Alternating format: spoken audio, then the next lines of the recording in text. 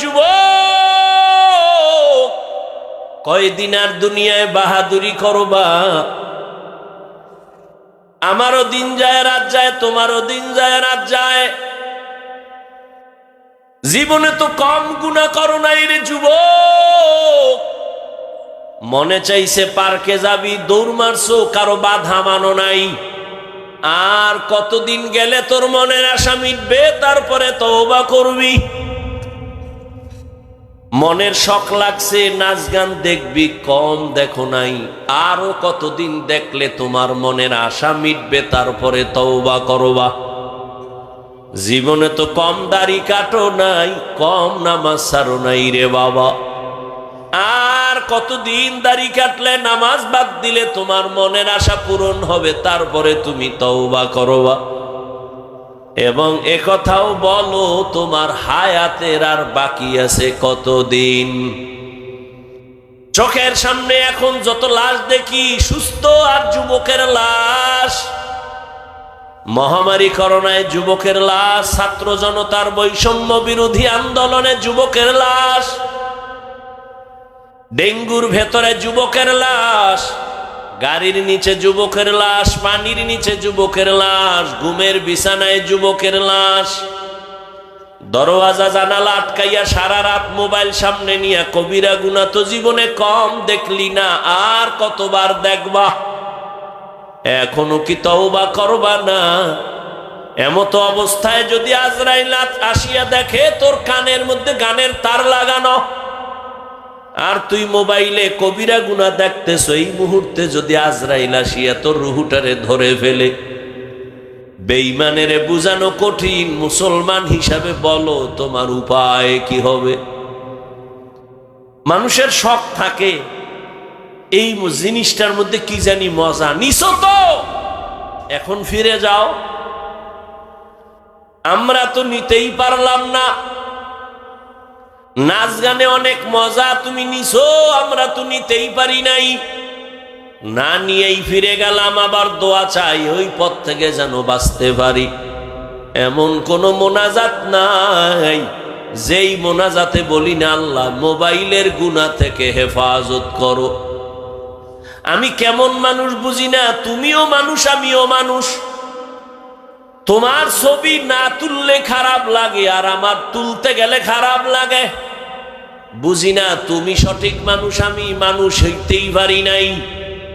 আমার মেধা খারাপ, আমার দিমাগ খারাপ, কারণ তোমরা 10 জন এক লাইনে, আমি একা আর এক লাইনে। তোমার নাচ গান দেখা মজা লাগে, আর আমি পাও দইরা বুঝাই, আর যাইও না আমার মাওলার কোরআন মিথ্যা মনে করিও না। আমিও তো তোমার মতো প্যান্ট শার্ট টাই লাগায়া দাড়ি কেটে যদি রাস্তায় মাস্তান হিসেবে ঘুরতাম, কেউ বাধা দিত না। কিন্তু আমার মাওলার কোরআন পড়ে দেখলাম 1500 বছর পর্যন্ত একটা ভুল কেউ বের করতে পারে নাই। এই বাংলাদেশে দেখা গেল কত কবরের লাশ 30 বছর পরে সাদা কাফন সহ, তাজা কাফনেও কোনো দাগ নাই। আবার কত কবরে সাপ, আগুন, ধোঁয়াও দেখা গেছে। যত কবরের লাশ 30 বছর 20 বছর পরে দেখা গেল সাদা কাফনেও দাগ নাই। খবর নিয়ে দেখা গেল সব হলো নামাজিদের কবর। আর যাদের কবরে আযাব দেখা গেল সব হলো বেনামাজির কবর। রে বাবা, মনেরে বুঝাও, তোমার মতো যুবক স্কুলে কলেজে পড়ে যদি নামাজ পড়ে, তুমি কেন পারবা না? তোমার মতো যুবক যদি জেনারেল লাইনে থাইকা রাস্তায় গাড়ি চালায় নামাজ পড়ে, তুমি কেন পারবা না? ও আল্লাহর বান্দারা, আল্লাহ পাক আসরের কসম করে বলেন, ইন্নাল ইনসানা লাফি খুসর, সব মানুষগুলো জাহান্নামী। কিন্তু না, 4 গুণওয়ালারা জাহান্নামী না। ইল্লাল্লাযীনা আমানু ওয়া আমিলুস সালিহাত, 1 নাম্বার যারা ঈমান আনবে, নেক আমল করবে, তারা জাহান্নামী না। প্রথম 2 গুণ হলো ঈমান আর আমল। এই দুইটা গুণ হলো আল্লাহর হক। আরো দুইটা গুণ আছে, এটা বান্দার হক। বলে সে গুণ দুইটা কি? বলে ওয়াতাওয়াসাউ বিল হক ওয়াতাওয়াসাউ বিস সবর। ঈমান আমলের দাওয়াত অন্যকে দাও, যারা ঈমান আমলের পথে চলে না, বিরোধিতা করে, তাদের বাধা দাও। তাহলে যারা ঈমান আনছেন, আমল করেন অল্প অল্প, তারা আল্লাহর হক আদায়ের পথে আছেন। এরপরও জান্নাত রেডি নাই। আরো দুইটা গুণ আছে, ওইটা বান্দার হক। আল্লাহর হকের ত্রুটি থাকলে আল্লাহ ক্ষমা করবেন। বান্দার হক যদি কমতি থাকে, বান্দা ক্ষমা না করলে আল্লাহ করবেন না। যেমন আপনি নামাজ পড়েন, পর্দা করেন, আপনার ছেলে মেয়ে আপনার আহাল, আপনার ছেলে মেয়েকে নামাজের দাওয়াত দিছেননি। যদি গুনাহ করে বাধা দিছেননি, যদি বলেন দেই নাই, তাহলে আপনি বান্দার হক আদায় করেন নাই। আল্লাহর কোরআন সাক্ষী, কিয়ামতের দিন অনেক আমলওয়ালা বাবারাও সন্তানের অপরাধের কারণে জাহান্নামে চলে যাবে। কিয়ামতের দিন আল্লাহ বলবেন, এই ছেলে, নামাজ পড়ছো পড়ি নাই, রোজা রাখছো রাখি নাই, কেন? সন্তান বলবে, আমার কোনো দোষ নাই, আমার মা বাবার কারণে আমি বেনামাজি, আমার মা বাবার কারণে আমি বেরোজাদার। কেন? কয় আমার মা বাবায় নামাজের দাওয়াত দেয় নাই, আমার মা বাবা আমাকে রোজার কথা বলে নাই, আমার আব্বা জান মসজিদে যাইতো, ওয়াজে যাইতো, আমারে কখনো ডাকে নাই। রোজার মাস, আমার আম্মা জান মাঝে মাঝে বলতো, বাবা সাহারি খা, দুই একটা রোজা রাখ। আমার আব্বা বাধা দিয়া বলতো, খবরদার আমার ছেলেটারে রোজা রাখাইও না, চেহারাটা নষ্ট হয়ে যাবে। ওই বাপ নামের কলঙ্ক করে ধইরা জিজ্ঞাসা করতে মনে চাই, ও অযোগ্য বাবা, তোমার ছেলে রোজা রাখলে চেহারা নষ্ট হবে, আজকে তার হাতে যে মোবাইলটা দিয়েছো, সারা রাত মোবাইল দেখে দেখে চেহারা নষ্ট, আমল নষ্ট, চরিত্র নষ্ট। বলো তোমার এই চেহারা সন্তানের কোন মেডিসিন দিয়া ভালো বানাইবা? এবার আপনি বলেন, ইসলাম, কোরআন, হাদিস পরকালেরই কি ঠিকানা দিবে শান্তির, না দুনিয়ার সব ঠিকানা শান্তির আছে? কিভাবে সংসার চালাবেন, কিভাবে আদালত চালাবেন, কিভাবে পরিবার চালাবেন, কিভাবে নিজে চলবেন, কিভাবে সন্তান চালাবেন, কিভাবে বলবো যে আপনাকে পাই টু পাই? ইসলাম আপনাকে নবীজির মাধ্যমে আল্লাহ দেখায় দিছেন। শুধু রাষ্ট্রের ব্যাপারে কোরআন শরীফ আর ইসলাম দুর্বল। কি তো যে সোরারা কয় যে ইসলামে রাজনীতি নাই, তার মানে কি? এরা হয়তো শিক্ষিত শয়তান, না হয় ইসলামের মূর্খ পণ্ডিত দুশ্মন।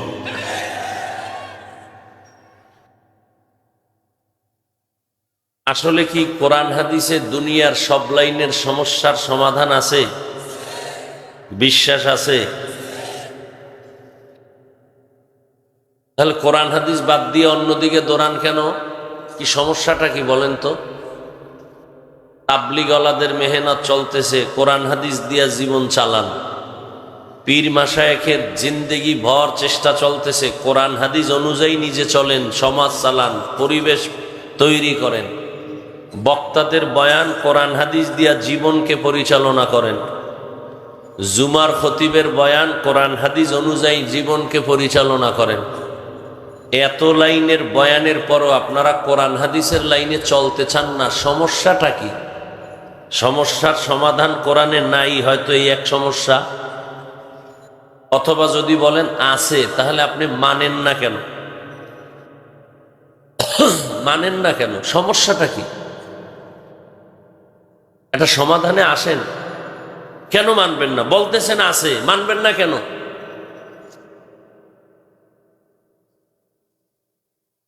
মানলে কি আপনার অশান্তি না শান্তি?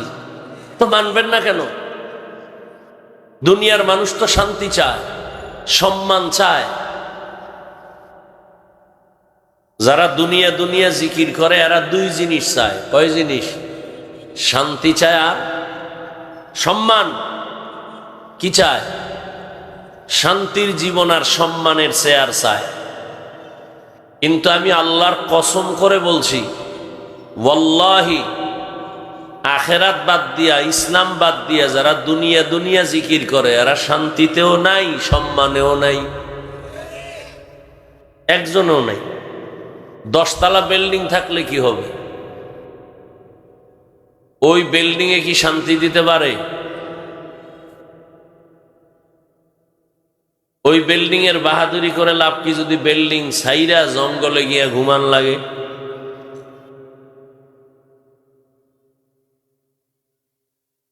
অনেকের বাড়িঘর আছে, আলাদা ফ্ল্যাট ভাড়া করে থাকে, নিজের বাড়িতে যায় না। কোটি কোটি টাকা ব্যাংকে জমা আছে, যদি নিজে খাইতে না পারেন বাহাদুরি করে লাভ কি? তাহলে যারা দুনিয়া দুনিয়া করে এগো সম্মানও নাই, শান্তিও নাই। ওই সম্মানের ভ্যালু কি যে একবার ফুলের মালা, ফাইনালে জুতার মালা? কি সত্য কথাটা স্বীকার করেন, মানেন আর না মানেন। টাকা দিয়া সম্মান কিনলে একবার ফুলের মালা, আর একবার কি? এটা টাকা দিয়া সম্মান কিনলে এমন হয়। আর আল্লাহর দিন অনুযায়ী নবীর আদর্শ মেনে যারা চলবে এরা দুনিয়ায় বাদশা, আখেরাতেও বাদশা। এ সম্মান আল্লাহর দেয়া।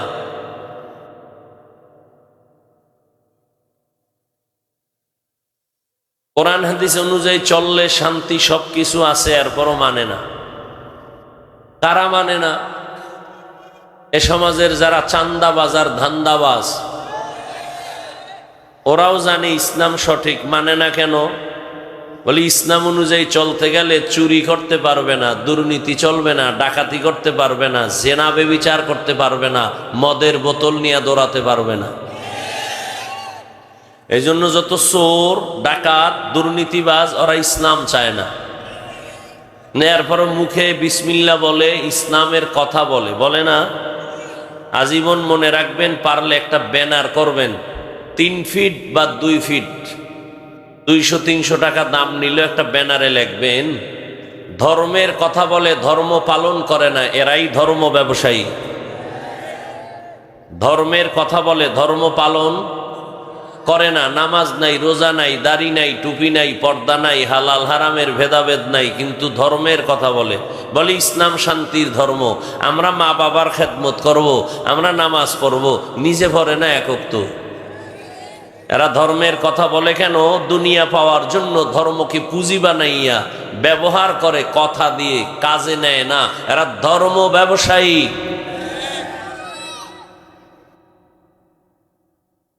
আল্লাহ হেদায়াত দান করুন।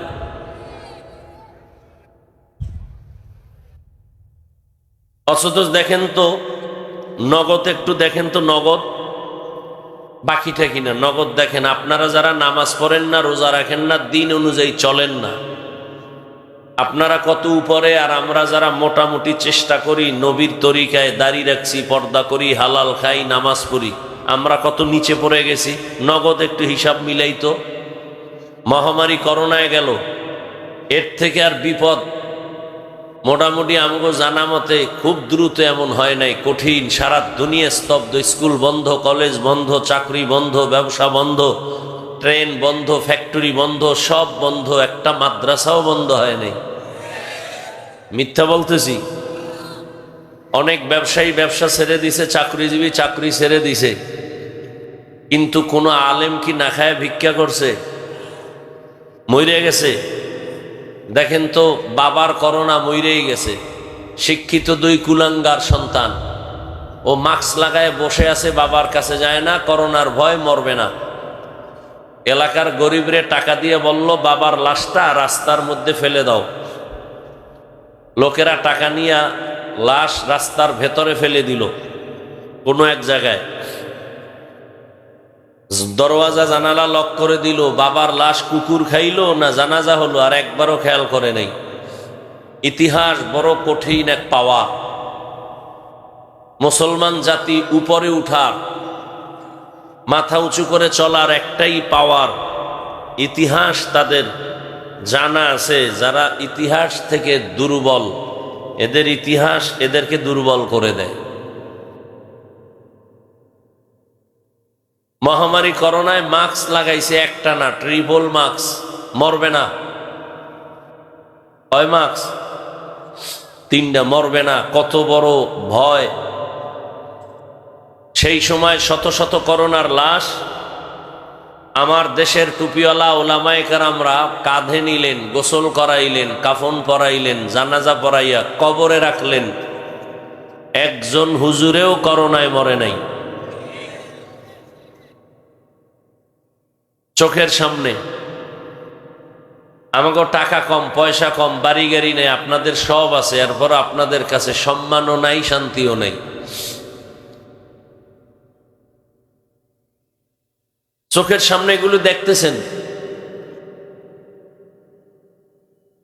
মা মারা গেছে কয়দিন আগে, তারা ভাই হলো 5-7টার মতো, আরো বেশি সম্ভবত। কোটি কোটি কোটি কোটি, মানে কি বলবো, আর কোনো আর গণনা নাই। সীমাহীন টাকা তাদের। এক কথায় বলতে গেলে সরকারও তাদের টাকায় চলে, দেশও তাদের টাকায় চলে। তো কপাল খারাপ, মা মরে গেল, একটা ভাইও জানাজায় যেতে পারলো না। এই জীবনের লাভ কি?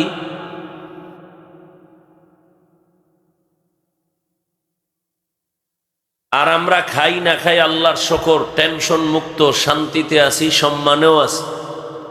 চেয়ারম্যানের চেয়ারের মেয়াদ শেষ, এমপির মেয়াদ শেষ, মন্ত্রীর মেয়াদ শেষ। আর ওলামায়ে কেরাম, রসুলের আদর্শওয়ালাদের চেয়ারের কোনো মেয়াদই নাই, শেষ কিসের? চোখের সামনে দেখতেছেন, মানেন না কেন? কয়দিন? কই নমরুদ, কই ফেরাউন, কই সাদ্দাত, কই কারুন, কই হামান, কই আবু জাহাল, আবু লাহাব। বাদ দেন, ওই ইতিহাস পড়ে। নগদ যেটি চোখের সামনে, গাদ্দাফি কই, সাদ্দাম কই, বুশ কই, চোখের সামনে। এরপরও মানবেন না কেন ভাই? অশান্তি যদি হয় বলেন যে না, ইসলাম মানলে অশান্তি, স্বাধীনতা থাকে না। কই?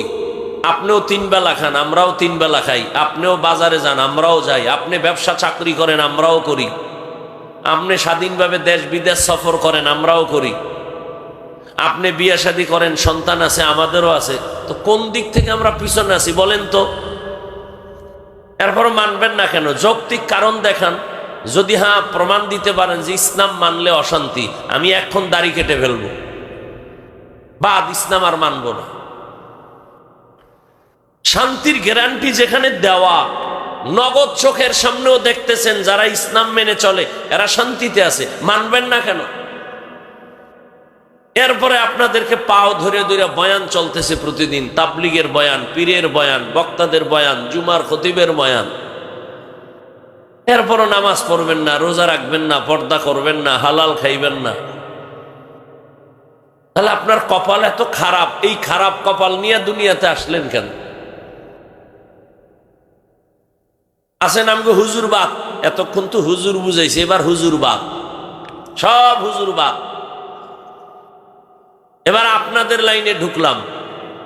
যুবক বাবারা, বৃদ্ধ জেনারেল লাইনে যারা আছেন, সত্য কথাটা স্বীকার করেন, মানেন আর না মানেন, অন্তত সমর্থন করেন যে হ্যাঁ এটা সত্য। আপনাদের মতো জেনারেল লাইনে জীবনে আরবি পড়ে নাই, মাদ্রাসায় যায় নাই, স্কুল কলেজে পড়ে বা চাকরি করে, RAB, army, police, BDR, doctor, professor, engineer, OC, DC, SP, ব্যবসায়ী, চাকরিজীবী, সত্য কথা বলবেন। আপনাদের লাইনের জেনারেল পথে থাইকেও কি 5 ওয়াক্ত নামাজি দাড়িওয়ালা আছে? এবার আপনি জুতা খুইলা ঘরে যাইয়া দরজা জানলা বন্ধ কইরা বাতি নিবাইয়া নিজের পায়ের জুতা খুইলা কপালে বাড়ি দিবেন আর বলবেন তোর কপালে কার বরদোয়া লয়ে জন্ম নিছো? তোর মতো যুবক যদি জেনারেল লাইনে পড়ে, স্কুলে পড়ে, নামাজ পড়ে, তুই পারো না কেন? তোমার মতো যুবক যদি কলেজে পড়ে, নামাজ পড়ে, তুমি পারো না কেন? তোমার মতো জেনারেল লাইনের বান্দা রাস্তায় গাড়ি চালায়, নামাজ পড়ে, তুমি পারো না কেন? র্যাব, আর্মি, পুলিশ, বিডিআরের চাকরি করে, নামাজ পড়ে, তুমি পারো না কেন? তোমার কপালে কার বরদোয়া লাগাইছো? এই কপাল পরা আবু জাহিল্লার মতো কপাল কি পুড়ে গেল? অভিশপ্ত কপাল নিয়ে জন্ম নিলা কেন? হুজুর মাপ। আমি একবারও এখানে হুজুর হওয়ার জন্য কাউকে বলি না, হুজুর বানাবার রস করি না। হুজুর বেশি আমগো দেশে, কমানো দরকার। মাদ্রাসাও বেশি, ছাত্রও বেশি, আলেমও বেশি, মুফতি বেশি, মুহাদ্দিস বেশি, ইমাম বেশি। অতএব আর স্কুল কলেজের ছাত্র ভাও দইরা মাদ্রাসায় ঢুকানোর কোনো দরকার নাই। বরং আমি আরো সাহস দেই, স্কুলওয়ালা স্কুলে থাকো, কলেজে থাকো, চাকরি করো, ব্যবসা করো, ডাক্তারি পড়ো, ইঞ্জিনিয়ারিং পড়ো, প্রফেসর হও, ইঞ্জিনিয়ার হও, ডাক্তার হও, সাংবাদিক হও, ডাকাইত হইও না, বেয়াদব হইও না। আসল কি? বুঝ। বুঝ যার ঠিক নাই আর সব ঠিক নেই। আসল হলো বুঝ। দেখেন, আপনিও মুসলমান, আমিও মুসলমান, নাকি আপনার অন্য কিছু? আপনার আমার আল্লাহ না আপনাদের আর আমার আল্লাহ আলাদা? আমি না বলছি সত্য কথাটা স্বীকার করতে? মানেন আর না মানেন, আপনার আমার আল্লাহ কি এক না দুই? আপনার আমার নবী, কোরআন, হাদিস, কাবা, ধর্ম, কালেমা, দুনিয়াতে আসছি সিস্টেম, না আপনারা লঙ্গি পরে জন্ম নিছেন? বিদায়বেলা কাফনের সংখ্যা পুরুষের 3টা, মহিলার 5টা, আপনাদের একটা বেশি। কাফনের কালার হবে এক একটা আলাদা, কালারও কি এক? আমার কাফন একটা বেশি হবে সম্মানে। রিক্সা ড্রাইভার মরে গেলে একটা কাফন কম হবে। কাফনের উপরে লেখা থাকবে বড় হুজুরের লাশ, বড় কোটিপতির লাশ। এত বাহাদুরি কেন, ভাব কেন? কবরের সাইজও হবে এক। শুধু এই এলাকার কবর 1 হাত বড় না সব এক? কবরের প্রশ্ন কয়টা? তাও এক না আলাদা? আমাকেও যেই প্রশ্ন, আপনাকেও সে প্রশ্ন, বেঈমানকেও সেই প্রশ্ন, ধনীকেও যে প্রশ্ন, গরিবেরও সেই প্রশ্ন। কয় প্রশ্ন? রবের পরিচয় দাও, ধর্মের পরিচয় দাও, রহমাতুল লিল আলামিনের পরিচয় দাও। তাহলে আপনার আমার আল্লাহ এক, নবী এক, কোরআন এক, কাবা এক, ধর্ম এক, কালেমা এক। তাহলে আপনার আমার চলাফেরা, খাওয়ন দাওন, লেবাস, পোশাক তো একই হওয়ার কথা ছিল। আপনাদের পোশাক আলাদা কেন, আমারটা আলাদা কেন? ওই বড় জামা পরলে শরীর গরম লাগে, আটকা লাগে না? তাহলে আপনি এই খোলা পোশাকই পরবেন এই দুনিয়া, এবং মরার পরও পরবেন। এই আটকা পোশাক পরবেন না মরার পরও। ব্যাঙে সাপেরে কয়, বন্ধু একটু লাভ দাও, সোজা হও, আমি একটা লাভ দেবো তোমার উপর দিয়া। সাপ বলে, আমি জীবনে সোজা হব না। ব্যাং ঘুরে টুরে দেয় সাপ ঠিক সোজা হয়ে গেছে। এইবার ব্যাং কয়, তাহলে এইবার একটু লাভ দেই। লাভ দিছে কয়েকটা, সাপ আর নড়েই না। হঠাৎ করে স্পর্শ করে দেখে সাপ মরা। ব্যাং কয়, বন্ধু সোজা তো হইলি। কোন সময়? মাথা আটকাবা না গরম টুপি দিলে, বড় পোশাক পরা যাবে না, শরীর আটকা লাগে।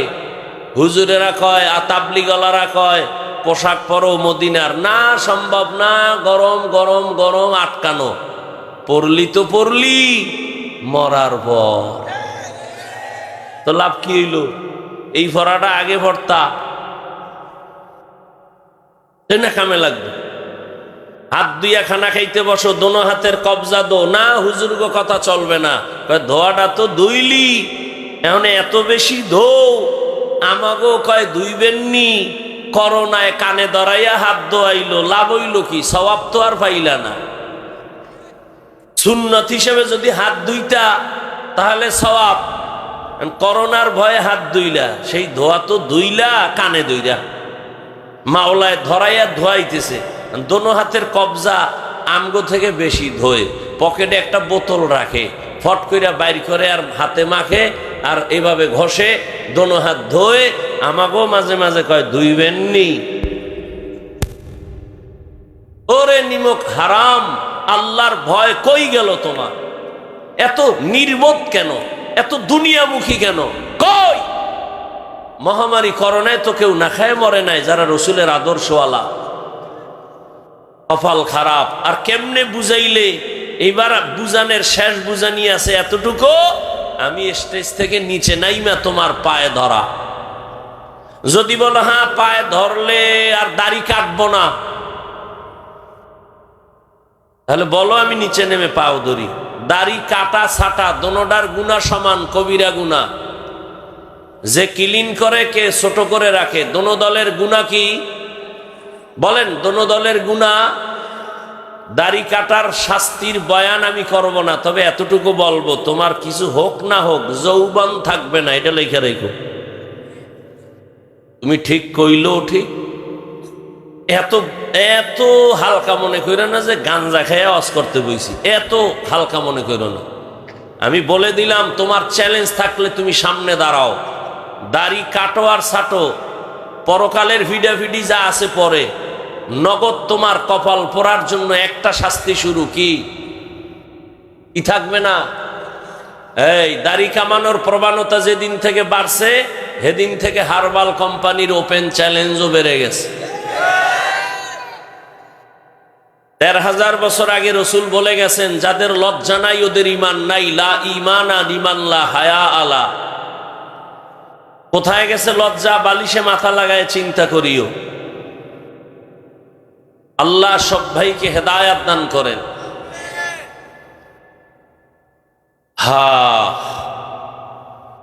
কষ্ট পাইলেন, রাগ করলেন, মাপ চাই। মাফ করবেন না? না করলে আর কি করে? এই মোবাইল বন্ধ করো। ২৪ ঘন্টা মোবাইল চালায়, আল্লাহ বেহেশতের বাগানে নিয়ে আসছে, এখানে ২ ঘন্টা না চালাইলে কি হইব? কি বলবো, পাগল হয়ে যায় মোবাইল নিয়ে একটা ছবি তোলার জন্য। কি লাভ? ছবি তোলা ১০০০ বার কবিরা গুনাহ, হারাম। যদি সরকারের প্রয়োজন হয় সেটা জায়েজ, উত্তম না, সুন্নত না, জায়েজ। ঠেকলে করো, এটা জায়েজ। এছাড়া এমনে হেমনে ছবি তোলা হারাম, হারাম, হারাম, কবিরা গুনাহ। আমি হাসি দেই, যা করি, সামনে কিছু না বললেও ছবি তোলার প্রবণতা যাদের আছে, এদেরকে অন্তর থেকে ঘৃণা করি, ঘৃণা করি, ঘৃণা করি। সামনাসামনি আমি হাসি, ঠিক আছে, কিন্তু অন্তর থেকে ঘৃণা করি। বাকি বরদোয়া করি না, বরদোয়া জায়েজ থাকলে বরদোয়াও করতাম। আল্লাহ হেদায়াত দান করুন।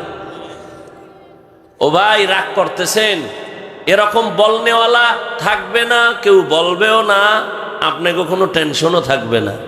বলনেওয়ালা তো নাই, যারা বলনেওয়ালা ছিল এক এক করে কমতেছে, মরে যাইতেছে, সব মরে যাবে। আমি মরে গেলে বাস আমার জবান থেকে আর এই কথা আসবে না, আর অন্য কেউ বলবেও না। সবাই বলবে, এতক্ষণ আধা ঘন্টা লাগায় কি শুরু করলেন? এতক্ষণ অন্য বক্তারা গরম বানায় লাইতো বয়ান কইরা, আর আপনি এখন পর্যন্ত শুরুই করেন নাই। তাহলে এত হুজুর গো বয়ান করলো, কাল করলো, আজ করলো, কেউর লাগলো না, আপনার এত লাগলো কেন? তো জাতি শেষ পর্যন্ত কি কয়? আকাম বাদ দেওয়া যাবে না, বক্তা বাদ দাও। আকাম চলবে। আল্লাহ হেদায়াত দান করুন, আল্লাহ হেদায়াত দান করুন। ওয়াল আসর তরজমা বলছি না? বলছি। হাদিসের ব্যাপারে একটু ব্যাখ্যা আছে, 2 মিনিট। হাদিস কি বলছিলাম? আপনাদের থেকে একটা জবাব নিব আমি প্রশ্ন করে, আবার খেয়াল করেন। নবীজি বলেন, কুল্লু উম্মতি ইয়াদখুলুনাল জান্নাতা ইল্লা মান আবা। সব উম্মতেরা জান্নাতে যাবে, যারা নবীকে মানে না তারা জান্নাতে যাবে না। সাহাবায়ে কেরাম প্রশ্ন করলেন, ইয়া রাসূলুল্লাহ, কে আপনাকে মানে না? রহমতের নবী কি বললেন এই কথাটা খেয়াল করেন। সাহাবায়ে কেরামের প্রশ্ন, নবী আপনাকে মানে না তারা কারা? নবী ডাইরেক্ট জবাবের আগে বললেন, মান আতাআনি দাখালাল জান্নাহ। যে আমার অনুসরণ করবে, অনুকরণ করবে, তারা জান্নাতি। বলেন বিপরীত কথা কি দাঁড়াবে? খেয়াল করবেন, নেল মোনাজাতটা দিয়ে নামে যাব। সাহাবায়ে কেরামের প্রশ্ন, ইয়া রাসূলুল্লাহ, আপনাকে মানে না কারা? তাদের পরিচয়। নবী বললেন, মান আতাআনি দাখালাল জান্নাহ। যে আমার অনুসরণ করবে সে কি? তার মানে কি? সে নবী। যে নবীর অনুসরণ করে সে জান্নাতে যাবে, তার মানে সে নবী। মানে বিপরীত কথা কি দাঁড়াইলো তাহলে? যে নবীর অনুসরণ করে না সে নবী মানে না। কিন্তু নবী এটা বলে না যে আমার অনুসরণ করে না সে আমাকে মানে না, নবী এটা বলেন না। নবী কি বলছেন? আমাকে মানে না কারা? প্রশ্ন ছিল এইটা। নবী জবাব দিছেন যে আমার বিরোধিতা করে সে আমাকে মানে না। এখনো বুঝতে একটু সমস্যা, আরো স্পষ্ট করে দেই। নবীজির আদর্শ যারা মানে না এরা জাহান্নামী বা নবী অস্বীকার করে, এ কথা নবী বলেন না। নবী কি বলছেন? যারা বিরোধিতা করে।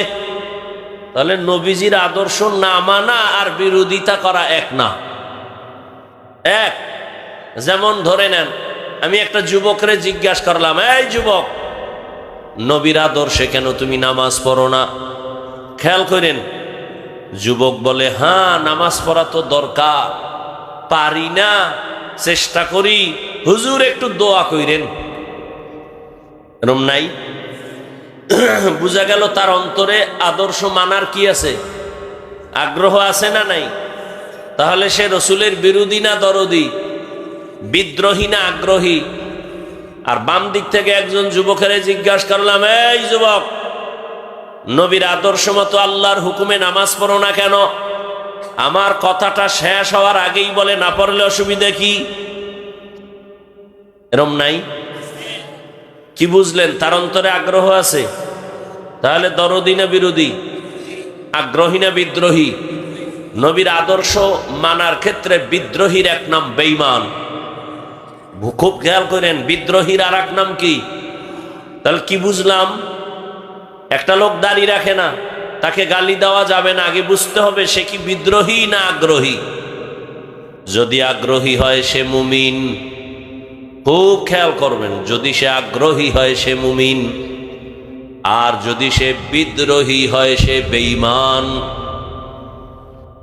একজনে নামাজ পড়ে না, তাকে গালি দেয়া যাবে না, আগে বুঝতে হবে সে আগ্রহী না বিদ্রোহী। যদি বলে হুজুর নামাজ পড়া দরকার, পারি না, দোয়া করবেন, তাকে গালি দেওয়া যাবে না। কেন? সে আগ্রহী মুমিন। আর যদি কেউ বলে ভাই দাড়ি না রাখো না কেন, নামাজ পড়ো না কেন? বলে দাড়ি না রাখলে অসুবিধা কি? টুপি না পরলে অসুবিধা কি? নামাজ না পড়লে অসুবিধা কি? তাহলে বোঝা গেল তার মধ্যে আগ্রহ নাই, বিদ্রোহী। বিদ্রোহী মানি বেঈমান। অতএব যে দাড়ি রাখে না তাকে গালি দেওয়া যাবে না, আর যে দাড়ি পছন্দ করে না তাকে ছাড় দেওয়া যাবে না। ব্যবধান আছে না নাই? যে নামাজ পড়ে না তাকে গালি দেওয়া যাবে না, যে নামাজ পছন্দ করে না তাকে ছাড় দেওয়া যাবে না, সুযোগ পেলেই জুতার বাড়ি। কথায় ব্যবধান আছে না? অনেক ব্যবধান। একজন বেঈমান আর একজন ইমানদার, দোনোজনই দাড়ি রাখে না, কিন্তু একজন মুমিন আর একজন কি? বেঈমান। নবীর আদর্শ তুমি মানো না ভিন্ন কথা, কিন্তু না মানলে অসুবিধা কি? এই বেয়াদবিমূলক গাদ্দারিমূলক কথা বলার দুঃসাহস তোমাকে দিল কে? এই বেয়াদবি করার সাহস তোমাকে কে দিল? যে আমি নামাজ না পড়লে অসুবিধা কি, রোজা না রাখলে অসুবিধা কি? নবীও যদি বলে তোর মতো বেয়াদব উম্মত না হইলে আমি মুহাম্মদের, অসুবিধা কি? তখন টের পাবা কত ধানে কত চাল। আল্লাহ সবাইকে হেদায়াত দান করেন। আসেন এবার ওয়াল আসরে সূরা নিয়ে কিছু আলোচনা। ওয়াল আসর সূরাটার নাম সূরাতুল আসর। আল্লাহ এখানে শপথ করলেন আসরের শপথ। এই রকম আল্লাহ আরো কত জায়গায় শপথ করেছেন। ওয়াত-তিনি ওয়াজ-যাইতুন ওয়া তুরি সিনিন ওয়া হাযাল বালাদিল আমিন ওয়াশ-শামসি ওয়া-দুহাহা ওয়াল-কমারি ইযা তালাহা ওয়ান-নাহারি ইযা জাল্লাহা ওয়াল-লাইলি ইযা ইয়াগশাহা ওয়ান-নাহারি ইযা জাল্লা ওয়ান-নাহারি ইযা।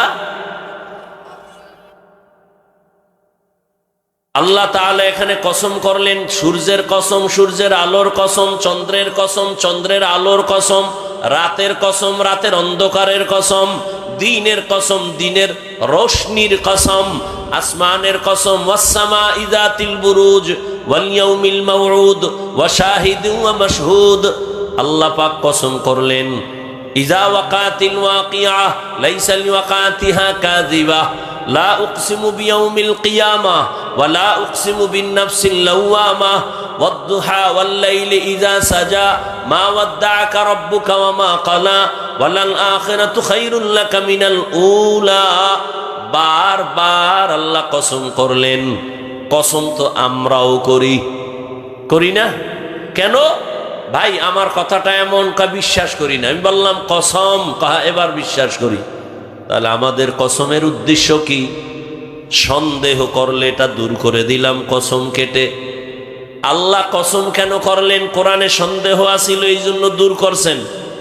কোরআনে সন্দেহ আছে, যালিকাল কিতাবু লা রাইবা ফীহি হুদাল লিল মুত্তাকিন। কোরআন এমন একটা কিতাব যার মধ্যে কোনো সন্দেহ নাই, সন্দেহের অবকাশ নাই। শুধু কি তাই, ১৫০০ বছর পর্যন্ত সারা দুনিয়ার মহাপণ্ডিতেরা আল্লাহর কোরআনের ভুল বের করার জন্য অপচেষ্টা কম করে নাই। অক্সফোর্ড বিশ্ববিদ্যালয়ের থেকে ডিগ্রি অর্জনকারী ভারতের সন্তান শিব শক্তি স্বরূপজি অক্সফোর্ড বিশ্ববিদ্যালয়ের থেকে ডিগ্রি নিল ১৭টা 18টার উপরে। আরবি ভাষা শিখলো, ফার্সি শিখলো, উর্দু শিখলো, আর ইংরেজি সব শিখা এবার সব ধর্মগুলো রিসার্চ করলো। হিন্দুদের ধর্ম কেমন, বৌদ্ধদের ধর্ম কেমন, এদের কিতাবগুলো মোতালা করলো, রিসার্চ করলো। করতে করতে দেখে সব ধর্মের কিতাবে ইসলামের গুণগান গাওয়া। খুঁজতে খুঁজতে শেষ আল্লাহর কোরআনটা হাতে নিল। কোরআনের মধ্যে কোনো সন্দেহ ভুল আসেনি। কোরআনটা রিসার্চ করে করে করে করে সে বলল, কোরআনের ভুল বের করতে গিয়া আমার জীবনের সব ভুল কোরআনের আয়নায় ধরা পড়ে গেল। শেষ পর্যন্ত ওই ভারতের শিবশক্তি মহারাজ কালেমা পড়ে মুসলমান হয়ে গেল। পরবর্তী তার নাম রাখা হলো ইসলামুল হক। আমাদের বাংলাদেশে যখন এরশাদ সাহেব ক্ষমতার চেয়ারে, তখন সেই ভারতের সন্তান ইসলামুল হক ভারত থেকে এখানে আসছিল। বাংলাদেশে ঘুরা ভারত সরকারের চাপে আর থাকতে পারে নাই। এক পর্যায়ে তাকে দুনিয়ার থেকে বিদায় নিতে হলো। এত চ্যালেঞ্জ দিয়াও দুনিয়ার কোনো মহাপণ্ডিত আল্লাহর কোরআনের কোনো ভুল বের করতে পারে নাই। বরং বহু বিধর্মী আল্লাহর কালামের সামনে মাথা নত করে মুসলমান হয়েছে। তো আল্লাহর কোরআনে কোনো সন্দেহ নাই, তো কসম কাটলেন কেন আমার আল্লাহ? এর অনেকগুলো জবাব। এর মধ্যে মূল কথা হলো আল্লাহর সব কথাই সত্য। দুনিয়ার কোনো মানুষ যদি কোরআন না মানে তো মিথ্যা। কি বুঝেন না? আল্লাহর কোরআন মানলে সত্য, আর দুনিয়ার সবাই যদি না মানে তো মিথ্যা। দুনিয়ার মানুষ তুমি কোরআন মানলেও সত্য, না মানলেও সত্য, পুরাটাই সত্য। পার্সেন্ট যত দাও 100, তার উপরেও সত্য। তো কসম কেন করলেন? বলে সব কথাই আল্লাহর গুরুত্বপূর্ণ। কসম করিয়া ওই কথাটার গুরুত্ব আর একটু বাড়ালেন, মানুষের অন্তর আকৃষ্ট করলেন। সব কথা সত্য, তবে কসমের কথাটা আর একটু গুরুত্বপূর্ণ শুনো। শুধু তাই না, কসম করছেন যেই জিনিসের উপরে, ওই জিনিসটাও বড় দামি। তিনের উপরে কসম, 3 মণ দামি একটা ফল, জৈতুনের কসম। জৈতুন একটা দামি ফল, দামি সম্পদ। আল্লাহ তুরে সিনার কসম, তুর উপত্যকা বড় দামি একটা জায়গা। এরপরে আল্লাহ নিরাপদ শহরের কসম করলেন। মক্কা নগরী নিরাপদ শহর।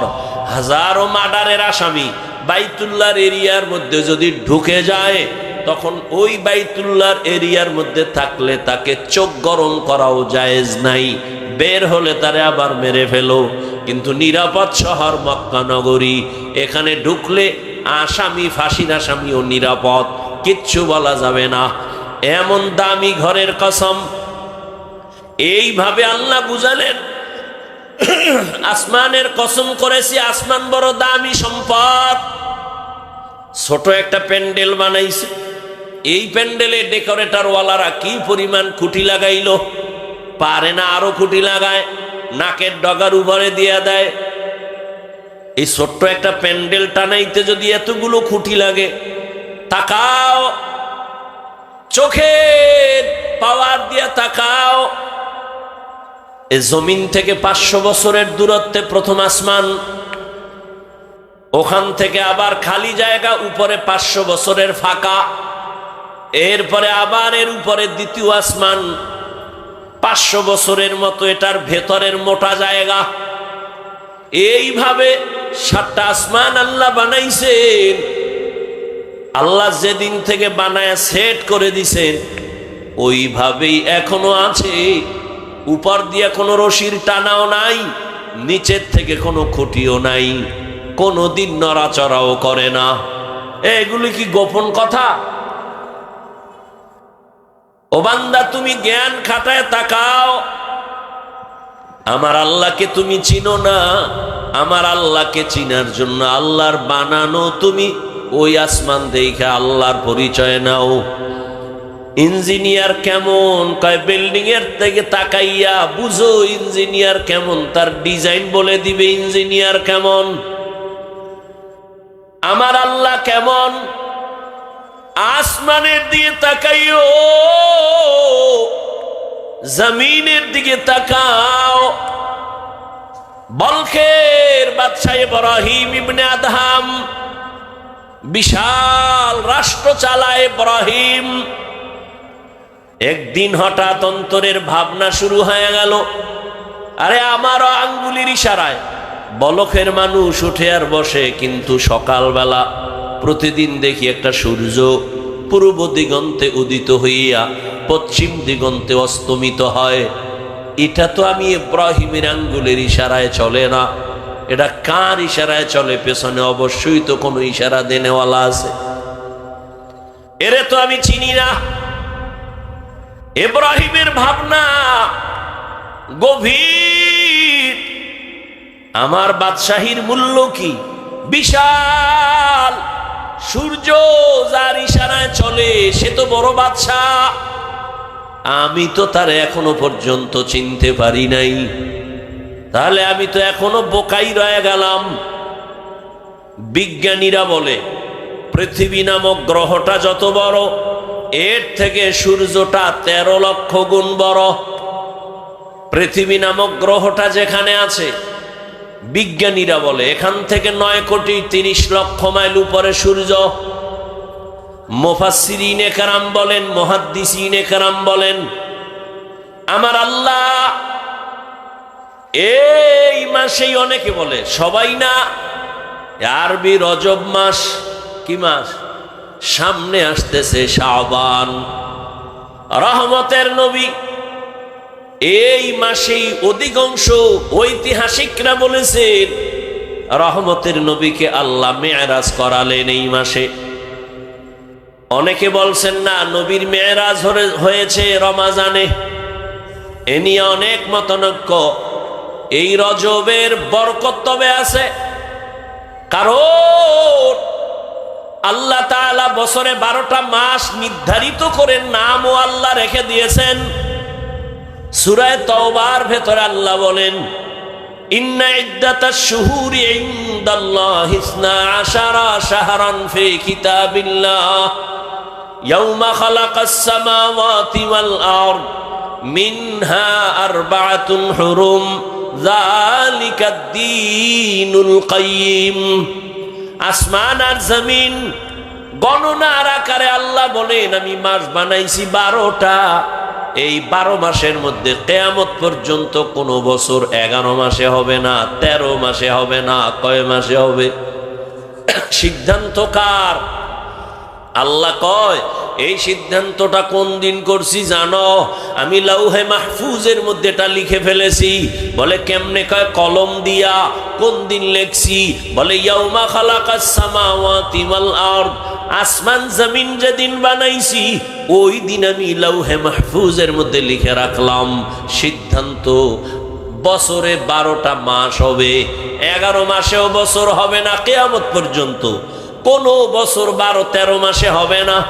এই 12 মাসের ভেতরে 4 মাস হবে বেশি সম্মানিত, জিলকাদা, যুলহিজ্জা, মুহররম আর রজব।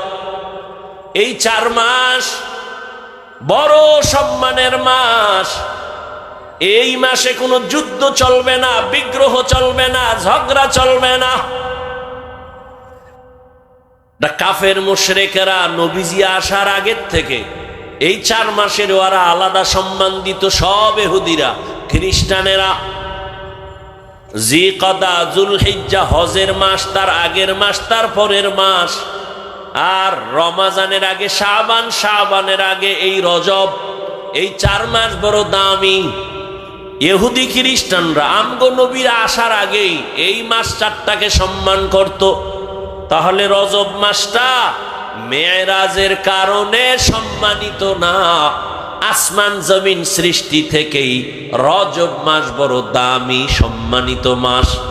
এই জন্যই তো নবী বলেন, রজবের চাঁদ আমি যখন দেখতাম আমি বেশি বেশি এই দোয়া পড়তাম, আল্লাহুম্মা বারিক লানা ফি রজবা ওয়া শাবান ওয়া বাল্লিগনা রমাজান। ও আল্লাহ, রজবে আমাকে বরকত দান করেন, শাবানে আমাকে বরকত দান করেন, এবং আমার হায়াতটারে ধাক্কা দিয়া রমাজানে পৌঁছাইয়া দেন। আমি যদি মরিয়াও যাই যেন রমাজানে আমার মরণ হয়, রোজার হালাতে মরণ হয়। রজব বড় দামি মাস। রহমতের নবীকে আল্লাহ মেরাজ করালেন, 7 আসমান আল্লাহ ঘুরাইয়া দেখাইলেন। বাইতুল্লাহ থেকে 1 মাস বাইতুল মাকদিস, ফিলিস্তিনের জমিন। রহমতের নবী বলেন, আমি রাতের বেলা আমার চাচাতো বোন উম্মে হানির ঘরে আমি ঘুমাই। আবার কেউ বলেন নবীজি শিয়াবে আবু তালিবের মধ্যে ঘুমান। আবার কেউ বলেন নবীজি হাতিমে কাবার ভেতরে ঘুমান। তবে অধিকাংশ মত চাচাতো বোন উম্মে হানির ঘরে নবী ঘুমন্ত। রহমতের নবী ঘুমে আছেন। ছাদ থেকে নবী জিব্রাইল আমিন রাতের অন্ধকারে নিচে নামলেন। আর নবীর রুমে তো আলাদা কোনো আলো লাগে না। রহমতের নবীর চেহারাটা এত সুন্দর, নবীর চেহারা মোবারকের আলোতেই অন্ধকার ঘর আলো হয়ে যায়। ইমামুল আউয়ালিন আল আখিরিন বহরে সাদকা রহমাতাল লিল আলামিন সাইয়্যিদুল কাউনাইন খাতমুল মুরসালিন আখিরামত বুদে ফখরুল আউয়ালিন শুধু ওজুদাস রহমাতাল লিল আলামিন মসজিদে উ শুধু হামারো এ জমিন। বাইতুল্লাহ থেকে বাইতুল মাকদিস পর্যন্ত যাইতে 1 মাস। নবী বলেন ছাদ ফাইরা জিব্রাইল যখন আসছেন, আর এই সময় কি পাকা ছাদ ছিল নি? কথা কেন ছিল না, মাটির ঘর, খেজুর পাতার ছাউনি। তো দরজা ছাইরা জিব্রাইল আইয়া নবীরে আস্তে করে সজাগ করলেন। নবী উঠে দেখে জিব্রাইল, উপরে তাকায় দেখে ফাঁকা, ছিদ্র করলোকে। জিব্রাইল কয় আমি, কয় দরজা দিয়ে না ঢুকে হেন তো কেন আইলেন? কয় এটা টুলটা উল্টা মনে হয়। কয় টুলটা আজকে টোটাল ব্যবহার হবে আপনার সাথে উল্টা, মাত্র শুরু। কেন আসছেন এই রাতের গভীরে? রহমতের নবীকে বলেন উঠেন। নবী বলেন আমাকে জিবরাইল ধরে উঠাইয়া ঝমঝম কূপের পানির কিনারায় নিয়া আমাকে চিৎভাবে শোয়াইলেন।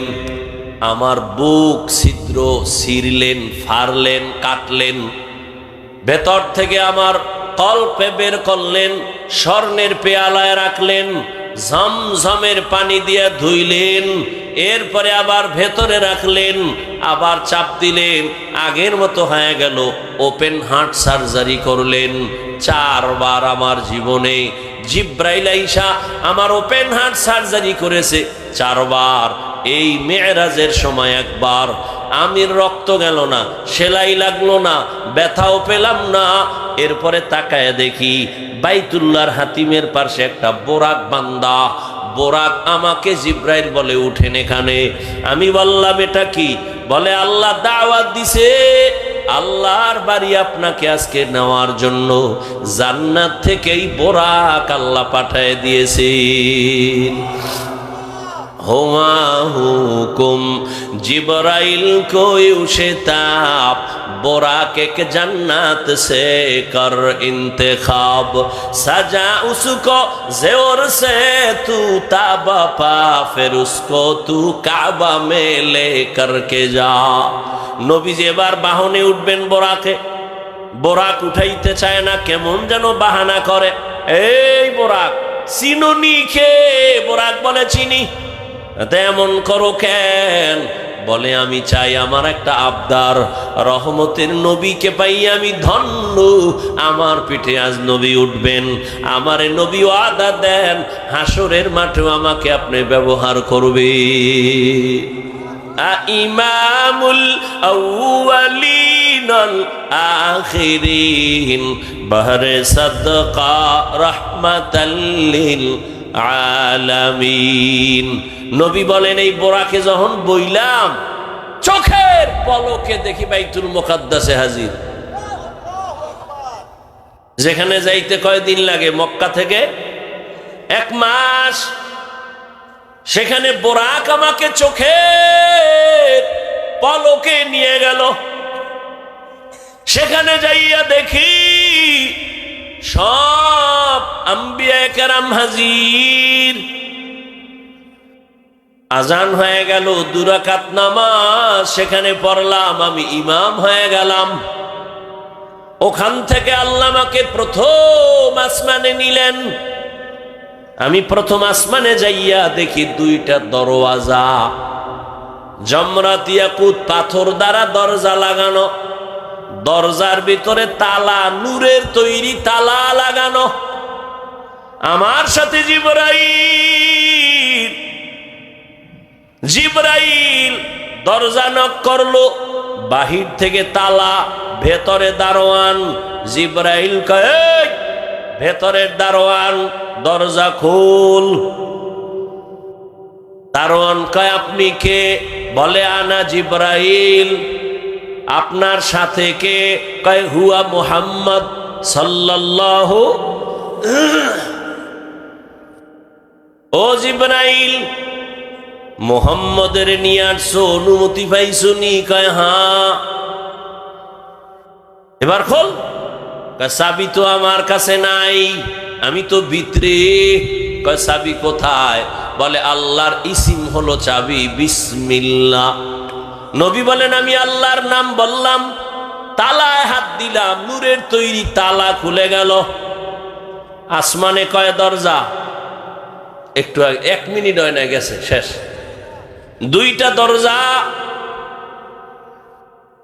এরা বয়ান শুনে ওই গজব্য মোবাইল লইয়া একদল ব্যস্ত। একটু আগে বললাম না, বরদোয়া যদি জায়েজ থাকতো, ঠিকই আমি তাহাজ্জুদে বরদোয়া করতাম। পাগল হয়ে গেছে মোবাইল নিয়ে। এই মিডিয়াওয়ালারা রেকর্ড করে না?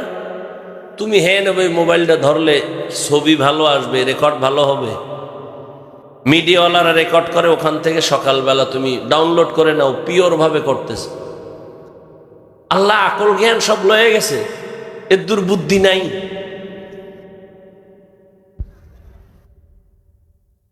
আল্লাহ হেদায়াত দান করে। জীবনটারে ধ্বংস করো। একটা ছুরি হাতে লয়ে গলা কাটা, এতে এত ক্ষতি হয় না। এই মোবাইল দিয়ে জীবনের যে ক্ষতি হইতেছে, তুমি মানবা না? কপাল পুড়ছে তো। আরে হ্যাঁ, কপাল পুড়লে আমি হাফিজুর রহমান কেডা? মক্কা মদিনার ইমামও না, স্বয়ং রসুল যদি বয়ান করে এরপর ওই বেঈমানের কপাল খুলবে না, যদি কপাল কুইরেই যায়। আমি হাফিজুর রহমানকে, মক্কা মদিনার ইমামকে স্বয়ং রসুল যদি বয়ান করে কপাল খুলে না। যেই রসুলের চেহারা দেখলে জাহান্নাম হারাম, সেই রসুলকে 13 বছর দেখলো, বয়ান শুনলো, এরপরও কালেমা পড়ে নাই। কত বড় বেঈমান চিন্তা করতে পারেন আপনি? নবীকে পাশে বয়ে দেখছে একটানা 13 বছর, বয়ান শুনছে, এরপরও কি পড়ে নাই? এত বড় নিকৃষ্ট বেঈমানের নাম জানেন কি? অন্যদিকে 27 বছরের যুবক তরবারি নিয়ে দৌড়ায় আমার নবীকে জবাই করবে। কয় বছরের যুবক তরবারি নিয়ে দৌড়ায় রহমতের নবীকে জবাই করার জন্য। রহমতের নবীর সামনে দাঁড়াইয়া একটা নজর দিয়া তরবারি ফালায়, কয় নবী আমারে মাফ করে দেন, কালেমা রশি আমার গলায় লাগায় দেন। এই কপালালাকে কে? এজন্যই বলছি কপাল যদি পুড়ে যায়, আমি হাফিজুর রহমান কেন, মক্কা মদিনার ইমাম কেন, স্বয়ং রসুল বয়ান করলো বেঈমানের কপাল খুলে না। আর কপাল যদি খুলিয়া যায়, নবীরে জবাই করতে আসিয়াও বান্দা কালেমাওয়ালা হয়ে যায়। এর নাম কপাল। এই খিলগাঁওয়ের মুসলমানেরা, বয়ানের প্রচারণা চলতেছিল, সবাই আসতে পারে নাই। আবার অনেকে বাসার থেকে বের হইছে, অমুক জায়গায় বয়ানে যাই, বেহেশতের এই প্যান্ডেলে ঢুকতে পারে নাই। এরা কোথায়?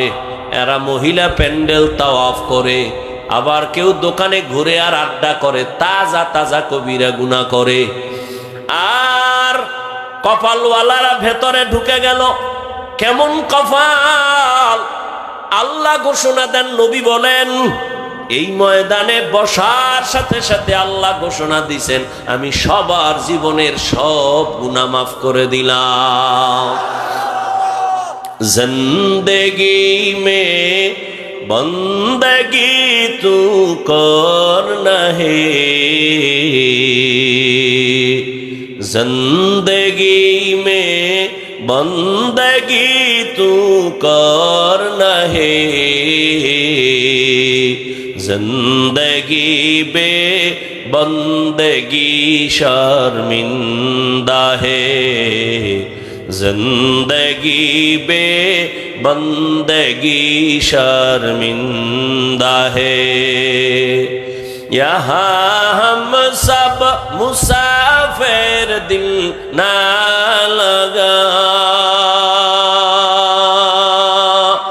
अहले दिल की नजर से रूह करता जा, शाह दौलत सब फकीर गर नेक नेहे, शाह दौलत सब फकीर गर नेक नेहे, जिंदगी में बंदगी तू करना है,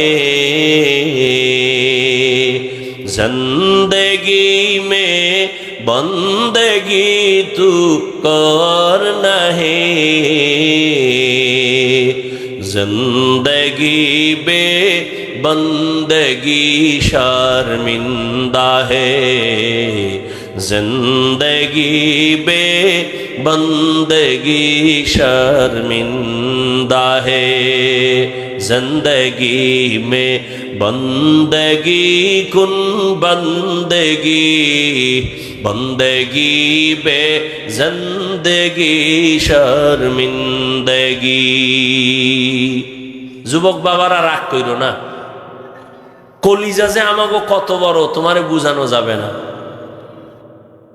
মনে চায় তোমার পায়ের জুতা মুইসা দেই আমার রুমাল দিয়া। এরে যুবক, কার পেছনে ঘুরে ঘুরে আজ কি পাওয়ার আশায় দাড়ি কেটে ফেলেছো, নামাজ বাদ দিছো বলো? তুমি যার পেছনে ঘুরো সে তোমার জীবনের বড় দুশ্মন। স্বার্থে যদি আঘাত লাগে শুধু দল থেকে নাম কাটবে না, লিখে রাখ তোর কল্লা কেটে ফেলবে। সোনার বাংলার রাজনীতি বুঝো, স্বার্থে আঘাত লাগলেই দল থেকে নাম কাটে না, কল্লা কাটে। এ বানায় বলতেছি। কিন্তু তাকাইয়া দেখো, তুমি যাদের পেছনে ঘুরো সব চান্দাবাজ আর ধান্দাবাজ। একমাত্র তোমার কলিজার আপন বন্ধু শুধু উলামায়ে কেরাম। জীবন দিবে তারপর এই জাতির ক্ষতি হতে দিবে না। সরকারি চাকরি যারা করে, বেসরকারি চাকরি করে, বুঝে থাকলে বলেন তাদের ডিউটি প্রতিদিন কয় ঘন্টা? বলেন বেতন কত?